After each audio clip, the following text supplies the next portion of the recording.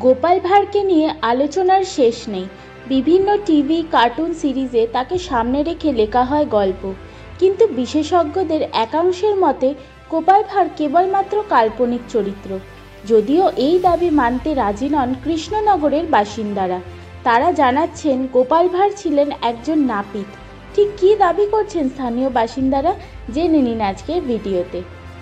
ছেলেবেলা থেকে মাঝবয়স প্রবীণদের ঠোঁটে আজও হাসি ফোটায় গোপাল ভাঁড়। কে বলেন তিনি নেই? হাসিতে গল্পের বইয়ের পাতায়, কার্টুনের স্মৃতিতে ভালো লাগায় তার অবাধ বিচরণ। প্রচলিত কথায় জানা যায়, নদিয়ার রাজা কৃষ্ণচন্দ্রের রাজসভায় গোপাল ভাঁড় ছিলেন বিশেষ সমাদৃত। তবে কার্টুনে তার যে ছবি উঠে আসে, তার সঙ্গে গোপাল ভাঁড়ের শারীরিক মিল কতটা ছিল, এই নিয়ে বিশেষজ্ঞদের মধ্যে মতভেদ রয়েছে। প্রাবন্ধিক স্বদেশ রায়ের অবশ্য দাবি, বাস্তবে গোপাল ভাঁড় ছিলেন না। কৃষ্ণনগরের রাজদরবার নিয়ে পড়াশোনা করতে গিয়ে কোথাও গোপাল ভাঁড়ের উল্লেখ সে পায়নি। গোপাল ভাঁড় একটি কাল্পনিক চরিত্র। আগে রাজা মহারাজারা নিজেদের মহত্ব প্রচার করার জন্য পারিষদদের দিয়ে এই সমস্ত প্রচার করাতেন। ভারতচন্দ্র রায়গুণাকরের অন্নদামঙ্গল কাব্যে কোথাও গোপাল ভাঁড়ের কোনো উল্লেখ পাওয়া যায়নি।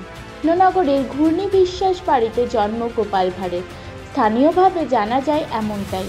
তার প্রসঙ্গে বর্ণনা দিতে গিয়ে একান্ত সাক্ষাৎকারে ঘূর্ণির বাসিন্দা তথা স্থানীয় কাউন্সিলর অসিত সাহা বলেন, আজ বিভিন্ন ছবি থেকে শুরু করে টিভি শোয়ে গোপাল ভাঁড়ের নির্দিষ্ট একটি কার্টুন ব্যবহার করা হয়, কিন্তু সেই কার্টুনের সঙ্গে তার শারীরিক কোনো মিল ছিল না। সেই সময় ব্রাহ্মণরা অনেকটাই গোপালকে শত্রু হিসাবে বিবেচনা করতেন। ইতিহাস উল্টে দেখতে সেই সময় ঘূর্ণি অঞ্চলে 200 মানুষের বসবাস ছিল। গোপালের পদবি ছিল না, অর্থাৎ নাপিত। গোপালের বাবার নাম ছিল দুলাল না। আর জাত নিয়ে ভেদাভেদের কারণেই তাকে সেই সময় ব্রাহ্মণরা ছলে বলে কৌশলে বিভিন্ন সমস্যায় ফেলেছিলেন। গোপাল কিন্তু ব্রাহ্মণদের কাছে মাথা নিচু করেননি। বুদ্ধি দিয়ে কুস্তি লড়ে কিস্তি মাত করেছিলেন তিনি। রাজা কৃষ্ণচন্দ্রের রাজসভায় পরামর্শদাতা গোপালকে রাজা ছাড়া অন্যরা সেভাবে পছন্দ করতেন না। গোপাল নাপিত রাজার কাছের মানুষ হয়ে উঠেছেন তা মেনে নিতে পারেননি ব্রাহ্মণরা, কিন্তু গোপাল লড়ে গিয়েছিল। বুদ্ধি, হাসি, মজায় গোপাল জয়ী হয়েছেন বিভিন্ন পরীক্ষায়। গোপালের জীবন কাহিনী নিয়ে বই লিখেছেন লেখক সুজিত রায় এবং অসিত সাহা। ঘূর্ণির বাসিন্দা শিবহরি সান্যাল বলে গিয়েছেন, গোপাল ভাঁড়ের জগৎজোড়া নাম হবে। পদবী না হলেও সেই সময় ব্রাহ্মণরাই তাকে গোপাল ভাঁড় বলে ডাকতেন।